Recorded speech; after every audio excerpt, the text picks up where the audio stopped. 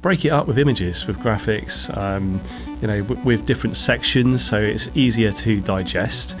Put some spacing in, use nice headings. If you're trying to cover a topic in detail, but you don't want to give up too much information or make it overwhelming for a potential website visitor to read, if you're creating a piece of content and it's 2,000 words long, there's no way that somebody's going to read all 2,000 words of that piece of content.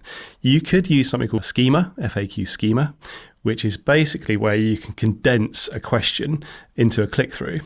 Or like an accordion. So they click on the question and it expands the answer below. Now, the way you develop your website, there are ways to do that. So there's a plugin called Elementor, which is a page builder, which has got a tool that enables you to do that. And that way you've still got a lot of information on the page, but it's kind of a bit more hidden.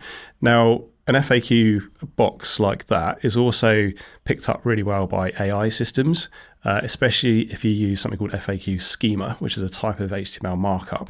Now, there's also free websites you can go to and you can actually create that and then copy the code out and paste it into your website, into your page.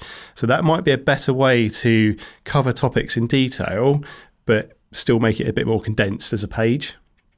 That could be helpful.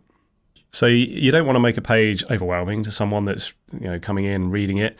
Break it up with images, with graphics, with different sections so it's easier to digest.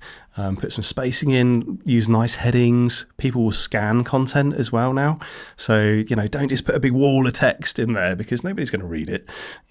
Make it really nice to look at and break it up with different sections, images, graphics, your FAQs as well, and in schema and clickable headings and things like that. Make it a nice, engaging page, and that will really help with people staying on your website for longer, which again is a signal to a search engine that you've got people that are staying on your website and they're clicking through to other pages as well.